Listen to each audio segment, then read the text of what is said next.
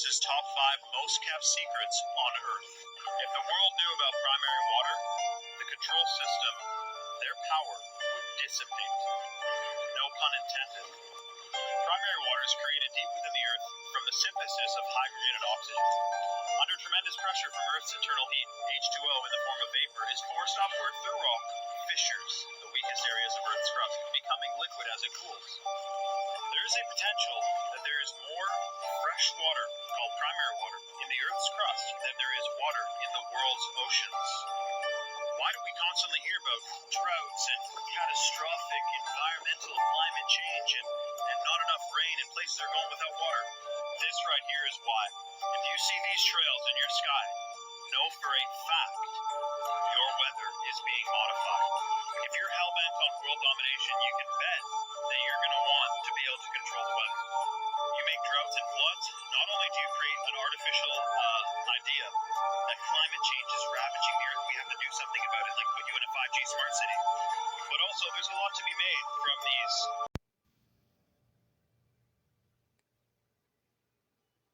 kilometers of it.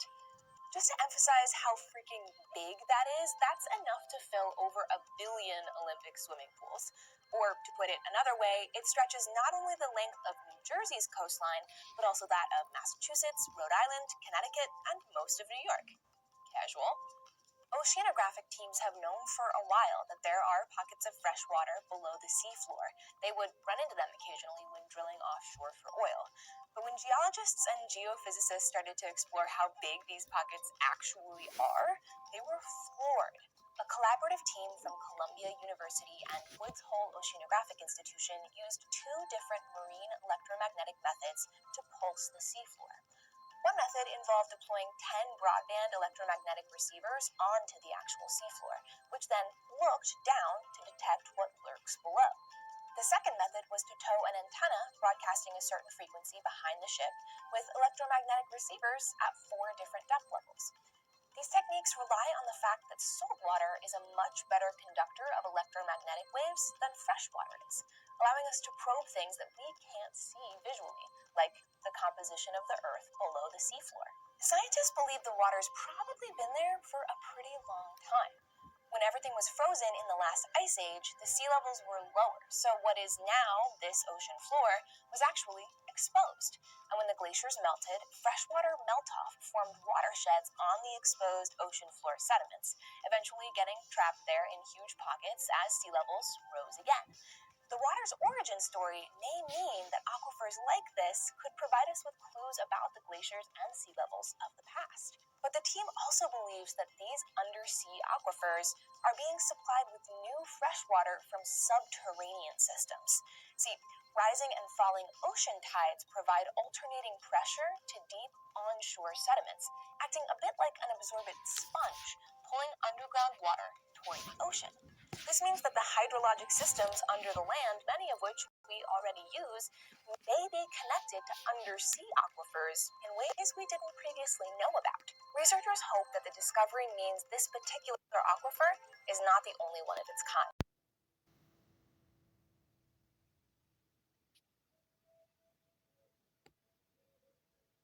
For a while now, that there may be water trapped within the Earth's mantle.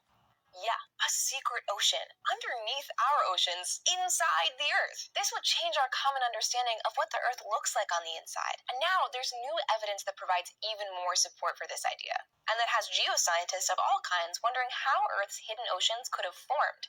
And get this, the new evidence? It's diamonds. Back in 2014, scientists discovered diamonds that contain water-bearing minerals. These diamonds were brought up into human range from deep within the Earth's transition zone, around 640 kilometers below the Earth's surface. So this was pretty remarkable. I mean, how did water get trapped in something that far down?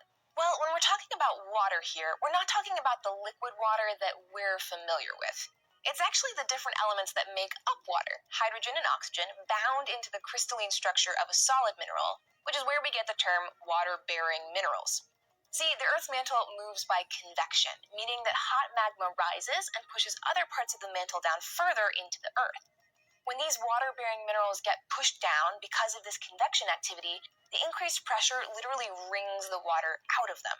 this time as water we would probably recognize. The initial conjecture that there may be some water deep within the Earth was confirmed by the 2014 diamond discovery, and then backed up with seismic data.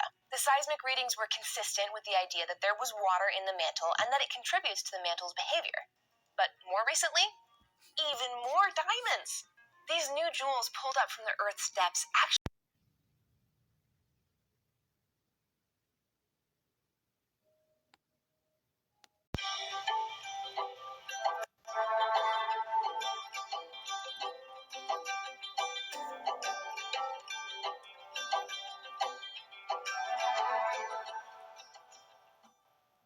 What I really want to leave you guys with, the first thing is the new water paradigm.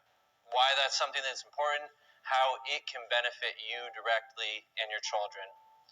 The second thing is the old water paradigm, how that put us into the situation that we're in, climate change, extreme climate, drought, fire, and flood. And then the third piece is water and how it's Earth's blood. And if you want to understand nature and water, just draw that analogy between yourself, your own body, and the Earth as its own living body, and you can really begin to understand a lot of things. And so if you look around and look at nature, you can see it all over in the creeks and the rivers. This same architecture mirrors our own veins and the circulation of our own blood. And it's not just the water moving through the land, but it's actually the water moving through the air as well. And the trees are moving and controlling and respiring this moisture. So this is the water cycle. The sun heats up water off of the oceans, and that water vapor, in order to turn into clouds and rain, it has to have a condensation nuclei to form around. One of the main ones is hygroscopic microorganisms produced in the underside of tree leaves, and around these microorganisms, the water vapor condenses into liquid, forming clouds and then rain.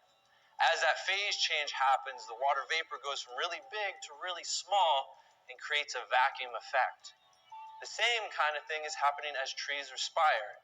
They're cooling a huge amount of area and they're bringing moisture back into the atmosphere. So they're actually an elemental part of this.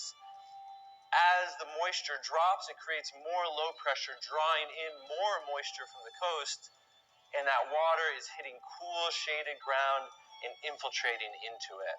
This is feeding springs, rivers, creeks, keeping that water clear, cool, and healthy throughout the year.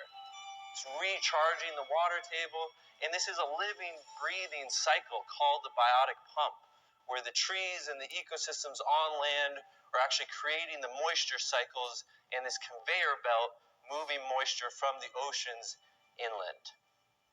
So this is how Earth's biotic systems work, how the living system.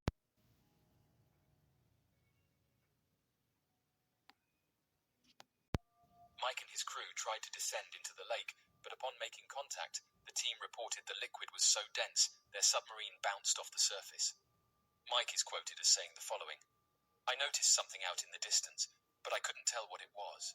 It looked like a dark band. As we got closer to it, I noticed the black band had steam over it, but there was water flapping against the shore.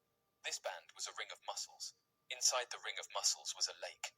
We went out over the water and tried to descend it and bounced off it. The submarine couldn't go inside it. We literally bounced off it. I have never seen anything like it." Mike never descended into the lake, and shortly after the discovery lost his life in a helicopter crash. When filming Blue Planet,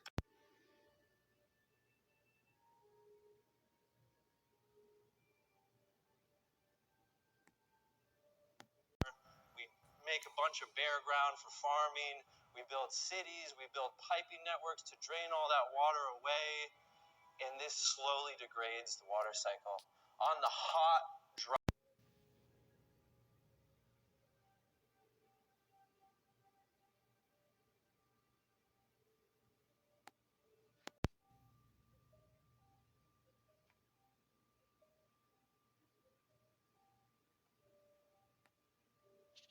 They're involved in weather modification. In 2003 in Libya, they built the biggest water irrigation system in human history, known as the Great Man-Made River Project.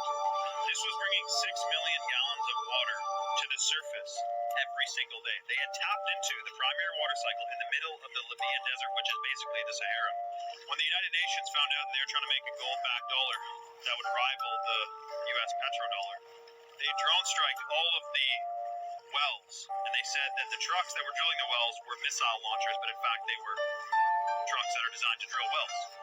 They specifically do not teach you about the primary water cycle in school, because if you realize that there's an unlimited amount of fresh water beneath our feet, they wouldn't be able to overcharge you on your water bill, because we could just, all of our tax dollars could, drill a well instead of doing all the other stuff they're doing with our damn taxes. If people knew about the primary water cycle, they were allowed to drill down that far, because a lot of places there's bylaws and there's laws you can't drill past a certain depth. When you get past the 800-foot mark, you can tap into some primary water veins and get an unlimited amount of pure fresh water, mineralized, super rejuvenating for the body, amazing for irrigation for farms, etc. They don't want people knowing this because they want to enslave you through lack of knowledge. We're running out of water, climate change.